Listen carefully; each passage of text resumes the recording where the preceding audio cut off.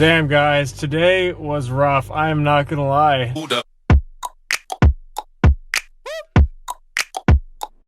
What's up, beautiful people? It is Monday, officially week 8. So it's gonna be a great day.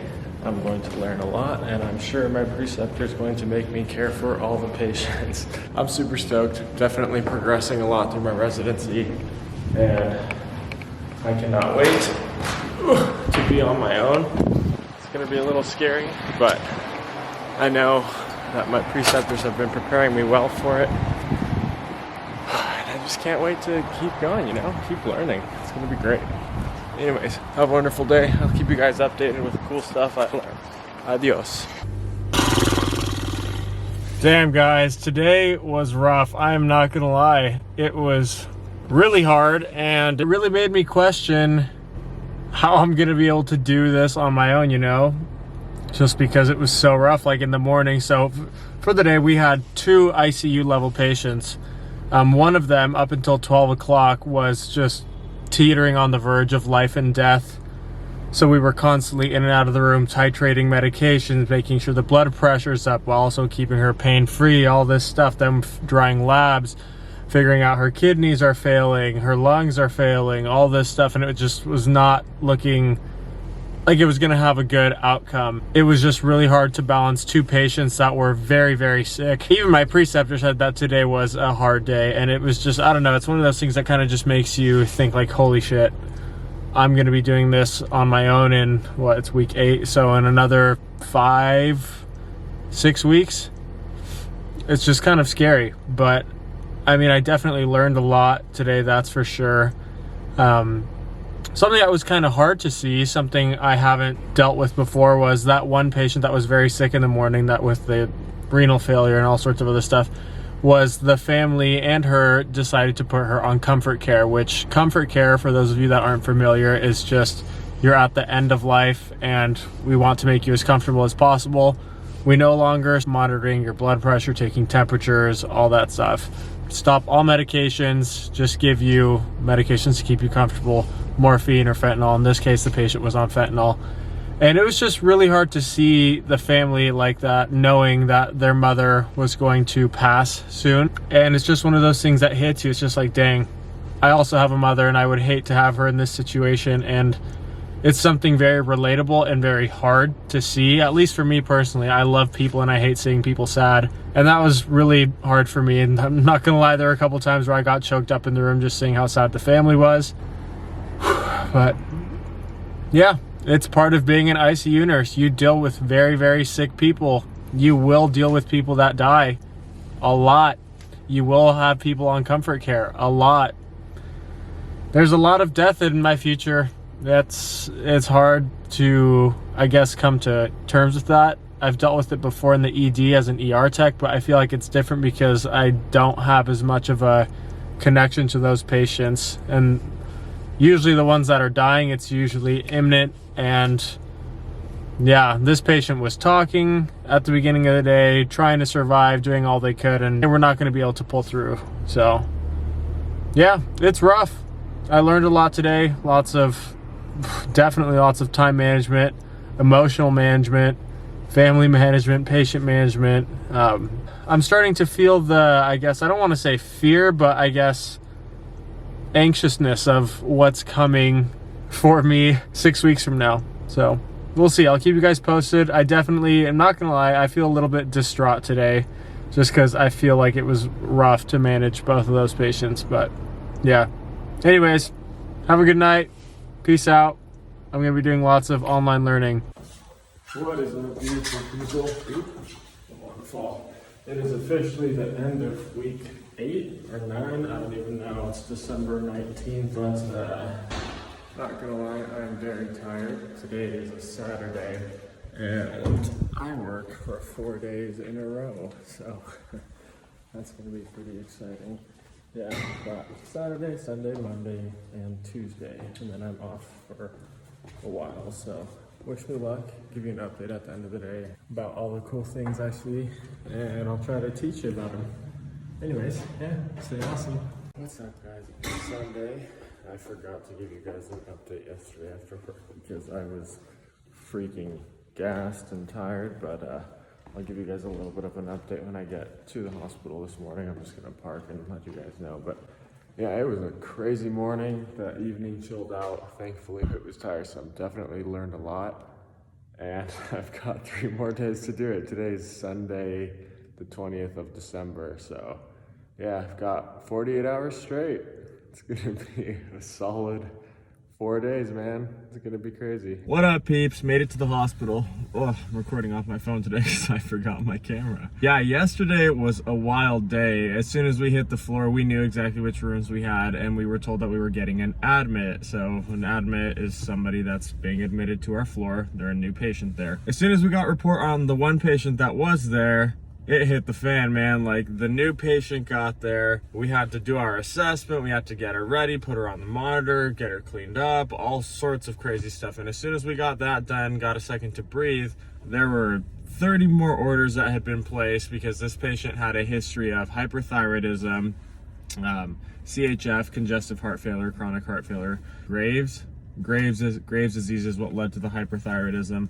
But yeah, they were not doing well. Heart rate was extremely tachycardic. She was 140. Respiratory rate was around 30-ish. Blood pressure was fine, so. But yeah, the doctor thought, so she had come to us from a previous hospital, and they thought that it was a condition known as Thyroid Storm, which is essentially when your thyroid gland, which sits right in here, is secreting way too much thyroid hormone. And essentially that just speeds your body up. It like speeds up your heart rate, respiratory rate, metabolism, your temperature is elevated, you're just jittery and all over the place. But the doctor here thought that it was just a really bad CHF exacerbation, so a heart failure exacerbation. And in a nutshell, CHF means your heart isn't pumping blood effectively, so your heart is failing. So blood backs up. If it's right-sided heart failure, yeah, it backs up into the rest of your body. Left side kind of deals with the lungs. So if you've got left-sided heart failure, you'll have a much more difficult time breathing. Right-sided heart failure, it'll be much more evident in the rest of the body. Yeah, this patient also had really bad JVD, which stands for jugular vein distension. So this jugular vein right here, like just laying down was insane. It was probably, I'm not even joking, an inch in diameter and was just all coiled up everywhere. You could see it. It was just massive. And that was from the fluid overload in her, because her body just couldn't pump anything effectively. It wasn't filtering anything effectively. So yeah, the doctor placed her on Lasix, also known as furosemide, which is a diuretic. Essentially, it just helps your body and your kidneys flush out more fluid. So we had to start a catheter, which I got first try, yippee. Started the catheter, then we had to draw some labs, drew some cultures to make sure she didn't have an infection. Oh man, yeah, it was nuts. And then after that was over, we had to go see the other patient who had a history of ALS, also known as Lou Gehrig's disease. And thankfully, by the time I had gotten a chance to look at his chart, orders, and all that stuff, he didn't really have anything major due. So that was good, but I really liked caring for that patient, and I will get to care for them more today, which is awesome because I have the ability to connect with them because they're Hispanic. I speak Spanish fluently. I know I don't look like it, but yeah, it was really nice to be able to connect with the patient, and their family is just so sweet.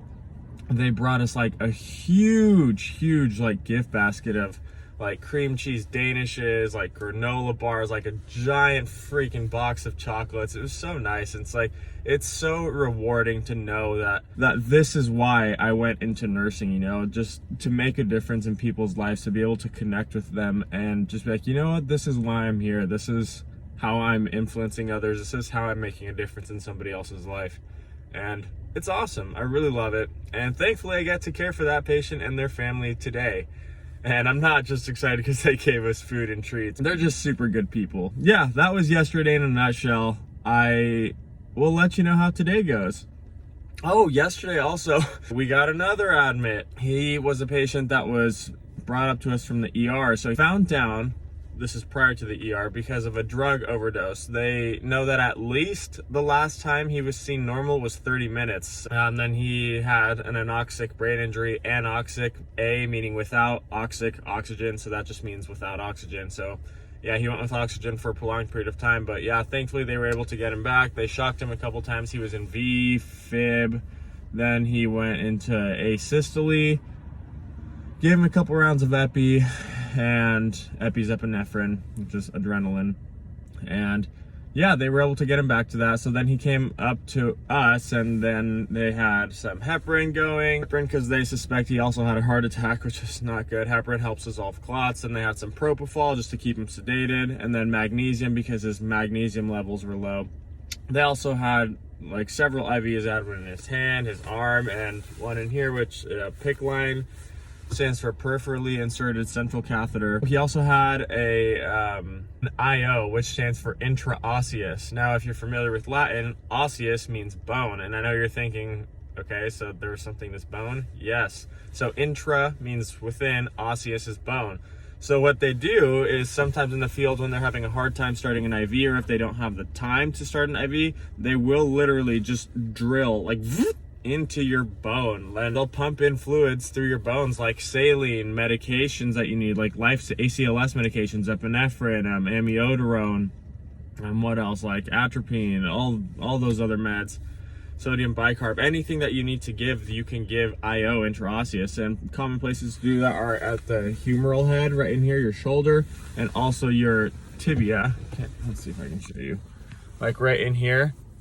So this is your tibial tuberosity, then you'll go like 2 fingers over, and then right in here you've got a little spot, and they'll drill right in there and pump you full of fluids. Drop my phone. Yeah, so that was yesterday, man. It was super crazy, and I'm not gonna lie, for the entire morning, I didn't get to do any charting until around 12. And by that point, you have to have 2 assessments charted already, so it was just like, holy crap, I need to back chart everything, and then do all of that. But it was just crazy, man. Again, I was a little nervous just because my preceptor, I had a new preceptor yesterday, and they were like, okay, well, I'll just get to know you, see how you're doing, and then we'll go from there. So yeah, they pretty much just let me do everything today. I know for a fact he's gonna let me do everything. He's just like, all right, well, you did well yesterday, so you're doing it all today, which is nerve-wracking in a sense, but it's also good to know that they have that trust and confidence in me. Anyways, I'll keep you guys updated if I do anything crazy cool today or see anything awesome. But yeah, that was my day in a nutshell yesterday. It was wild. What's up, beautiful people? Sorry I did not update last night. It's in the morning right now, so it is Monday, December 21st, losing track of time. But yeah, anyways, yesterday was a super cool day. I got to do a lot. I think in the previous day, I'll have to check when I edit this, but I told you guys about the patient that came in, 41-year-old anoxic brain injury. I think I did. Anyways, yeah, found down heroin meth overdose. So we ended up having that patient the next day. So we were 1-to-1. So I did not get to care for the other patient with ALS. But it was a good day. I definitely learned a lot. It was 1-to-1 because he was being cooled with targeted temperature management. So after a code, in order to help the body rest, for certain patients, if they meet X, Y, and Z criteria, I'd have to look at it to tell you what they are, we induce hypothermia. So it's like this little contraption that like hugs your sides, your legs, your core, and it's because those are the bigger parts of the areas of your body that contain a lot of blood. So we want to keep you cool, just to keep you nice and, I guess, healthy. Not really healthy, but just from stressing your body out. So yeah, we got to do that. He was being cooled until around 5 p.m. and then the machine automatically started rewarming him, so we didn't get to do any of that. So we didn't have to worry about that because the machine was doing that. But it was a really good day. I feel like I got a lot of, I don't want to say chill time, but I had a lot of time to process exactly like what was happening, what was going on, and I got to learn a lot versus just like tasky stuff. And it's just like, oh my gosh, I have to do this, this, and that before time runs out.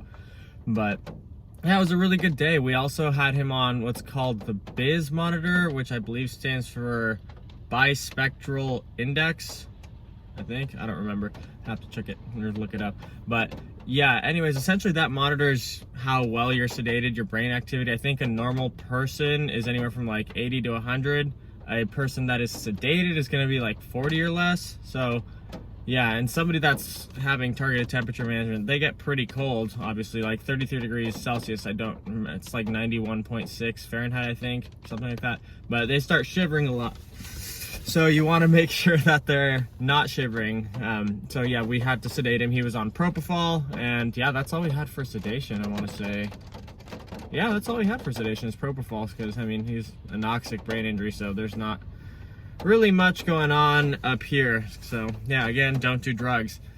But yeah, I also got to help out a couple of other nurses too yesterday. I got to remove staples yesterday, which is cool. I've never done that. So I removed, how many staples was it? It was like 14 staples from some dude's abdomen. I didn't know too much history on him. I think they just did, the nurse said they did an abdominal washout, because I think he had some procedure and it got infected and something else. Yeah, they had also put in a G-tube. Yeah, I also got to put in a Foley catheter yesterday into a guy, so it was easy. It's just, yeah, for those of you that don't know, Foley catheter is a catheter that goes into your urethra. So for guys, it goes into the urethral meatus. So yeah, the tip of the penis head, it just kind of throws it in there, and that's just so we can monitor your urine output, just to make sure you don't have any kidney problems, stuff like that. And it also just makes it easier to measure your urine output. And if patients are incontinent, you're constantly peeing all over yourself, all over the bed, it's just good. It helps prevent skin breakdown from your skin being constantly moist and all that stuff. Let's see what else. Yeah, and I think today I'm stoked because we do get the same patient, the anoxic one. He's not going to be a 1-to-1 because he is being rewarmed, so that's good. Yeah, family's waiting to see if there's any sort of brain activity or function for the 48 hours, 48 to 72 hours. So yeah, depending on how that happens, he might become an organ donor, he might not.